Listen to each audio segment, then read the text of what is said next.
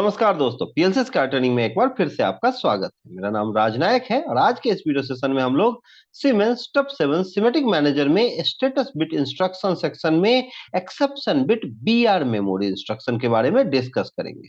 हम लोग जानेंगे कि ये एक्सेप्शन बिट बीआर मेमोरी या नॉर्मली हम इसे बीआर मेमोरी कहते हैं, ये क्या है, किस तरीके से आप इसकी एड्रेसिंग कर सकते हैं और देन आफ्टर कैसे इसका प्रोग्राम एग्जीक्यूशन किया जा सकता है। तो one by one, step by step हम लोग आज इस एक्सेप्शन बिट बीआर मेमोरी को डिस्कस करेंगे। तो वीडियो में आगे बढ़ते हैं, बट आगे बढ़ने से पहले अगर अभी तक आपने मेरा चैनल सब्सक्राइब नहीं किया है, अगर आप मेरे चैनल पे नए हैं तो प्लीज चैनल सब्सक्राइब कर लीजिए और बेल आइकन प्रेस करना बिल्कुल मत भूलिएगा, क्योंकि जब आपने बेल आइकन प्रेस किया हुआ होगा तभी आपको रेगुलर नोटिफिकेशन मिल पाएगा और आपका नॉलेज इनहेंस हो पाएगा। तो शुरू करते हैं। तो सबसे पहला सवाल आता है कि ये बीआर मेमोरी कहाँ मिलेगा। ठीक है, ये जो इंस्ट्रक्शन है ये कहाँ मिलेगा मुझे। तो ये जो स्क्रीन आपको दिख रहा है ये सिमेटिक मैनेजर का स्क्रीन है। इसमें लेफ्ट साइड में आपका इंस्ट्रक्शन ट्री है, इसमें आपको स्टेटस बिट इंस्ट्रक्शन सेक्शन है।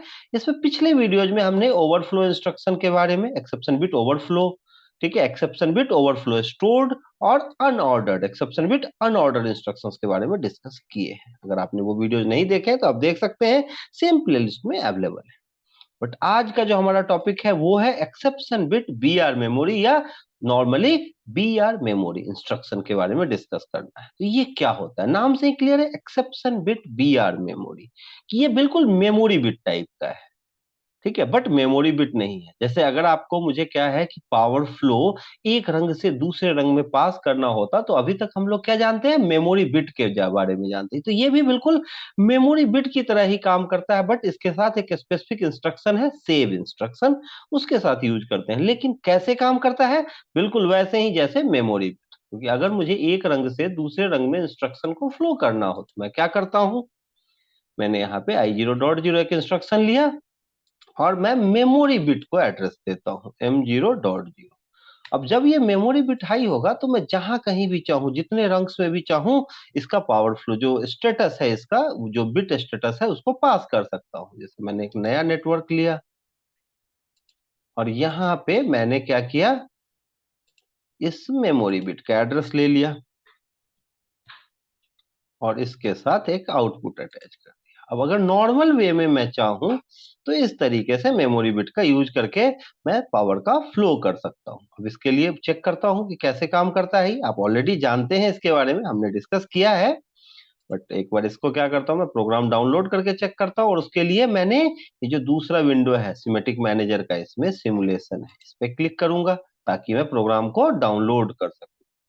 और इसको क्लिक करते ही यहाँ पे आपका ऑन हो गया सिमुलेटर। इसमें जो है सबसे पहले तो पीएलसी सिम एमपीआई मुझे सेलेक्ट करना है, क्योंकि सारे कॉन्फ़िगरेशन मैंने एमपीआई के लिए कर रखा है। और रन पी पे क्लिक किया मैंने। इतना करने के बाद अब आप प्रोग्राम को डाउनलोड कर सकते हैं। मैंने डाउनलोड पे क्लिक किया और स्टेटस ऑन कर दिया। अब आप देखें कि ये स्टेटस ऑन है, कि जब भी ये इनपुट हाई होगा तो ये मेमोरी बिट हाई होगा, और इसके बाद जितने भी रंग्स में पूरे प्रोग्राम में ये मेमोरी बिट यूज होगा वहां वहां पे मेमोरी बिट हाई हो जाएगा और आगे सिग्नल को पास करेगा, पावर का फ्लो करेगा। देखिए कैसे, जैसे ही मैंने इस इनपुट को हाई किया, आप देखिए ये हाई हुआ और इसने अगले रंग में सिग्नल को पास किया। अगर एक और रंग होता, कोई और आउटपुट होता, तो वहां भी सिग्नल का फ्लो होता, पावर का फ्लो होता। तो अब इसको जो है मैं बीआर मेमोरी में कैसे इस्तेमाल करूं, तो मैंने इसको क्या किया, स्टेटस को ऑफ किया।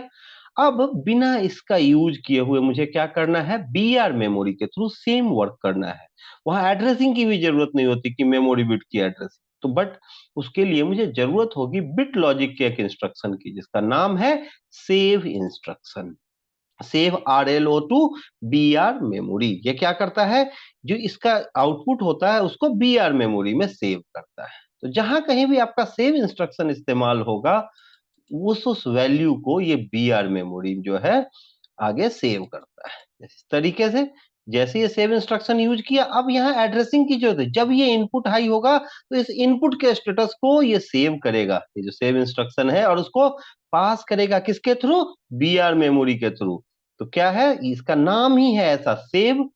आप यहाँ देखेंगे सेव इंस्ट्रक्शन को, save RLO, result of logical operation. ठीक है, तो उसको सेव करता है, जो भी रिजल्ट होता है इस लॉजिकल ऑपरेशन का कि भाई इनपुट हाई हुआ, इसको सेव कर लिया स्टेटस को, और फिर इसको बीआर मेमोरी को पास कर दिया, और बीआर मेमोरी से जो भी आउटपुट इंस्ट्रक्शन अटैच्ड है वो हाई हो जाएगा, या जब ये स्टेटस लो होगा तो लो हो जाएगा। अब चेक करते हैं कैसे ये काम करता है। मैंने इसके लिए प्रोग्राम को डाउनलोड किया।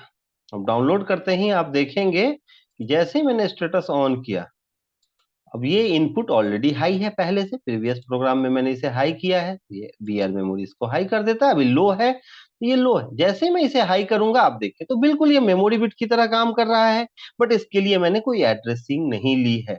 अब मैं इसे कितने भी रंग में इस्तेमाल कर सकता हूँ, कितने भी नेटवर्क में इस्तेमाल कर सकता हूँ पीएलसी प्रोग्राम में। ठीक है, तो मैं यहाँ 2-3 रंग में इसे अटैच करके देखता हूँ। इसके लिए मैंने इसे कॉपी कर लिया और पेस्ट करता हूँ अलग अलग आउटपुट के साथ, और यहाँ पे जो है मैंने इसका आउटपुट का एड्रेस बदल दिया है।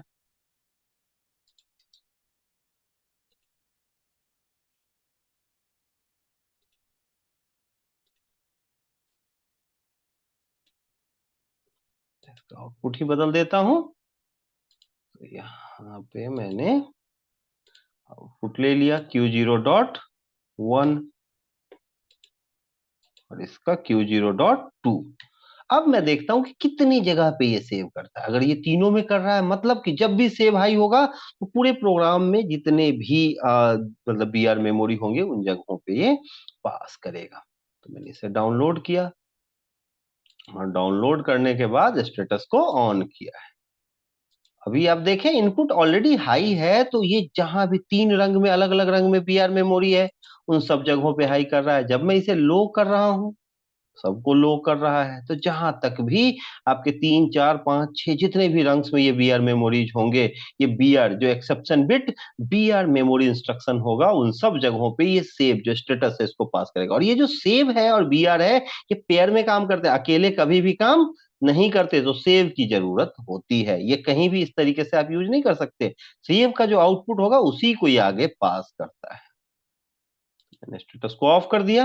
अब सवाल आया कि अब अगर ये एक और सेव हो तो क्या होगा। तो मैंने क्या किया, एक नेटवर्क इंसर्ट कर लिया इसमें, और यहाँ पे एक और सेव ले लिया। ठीक है, एक और सेव इंस्ट्रक्शन मैंने यहाँ अटैच कर दिया है, और इसको अटैच कर दिया I0.1 के साथ। अब मैं देखना चाहता हूं कि क्या होता है, कि अगर ये सेव हाई होता है तो क्या ये इसके बाद वाला, तो बीच में अगर एक सेव इंस्ट्रक्शन आ जाए तो क्या फर्क पड़ता है। इसको चेक करते हैं हम लोग कि कितने तक और किस तरीके से ये बीआर हाई हो। स्टेटस मैंने ऑन किया, तो आप देखें कि आपका I0.0 हाई है, लेकिन उसके कारण जो ये बीआर मेमोरी है जो दूसरे सेव के बाद है, I0.1 के बाद है, इस तरह की, वो हाई नहीं हुआ है। मतलब क्या है, करस्पॉन्डिंग बीआर मेमोरी को सिर्फ ये हाई करता है। तो ये जो आपका Q0.0 और Q0.1 है, वो करस्पॉन्डिंग किसके है भाई, ये इसके हैं, इस बीआर से कनेक्टेड है। ये फर्स्ट सेव के साथ जो I0.0 के साथ कनेक्टेड है, उनके करस्पॉन्डिंग है। बट ये जो दूसरा बीआर मेमोरी है, ये कनेक्टेड है आपका I0.1 वाले सेव के साथ। तो ये जो सेव है, करस्पॉन्डिंग सेव के साथ सिर्फ हाई होगा। जब ये हाई होता है, आप देखें जैसे ही मैं इसे हाई करता हूं, आप देखिए ये बीआर मेमोरी भी हाई हो गया, स्टेटस को पास कर दिया। जब इसे लो कर दूंगा तो ये ऊपर वाले लो हो जाएंगे।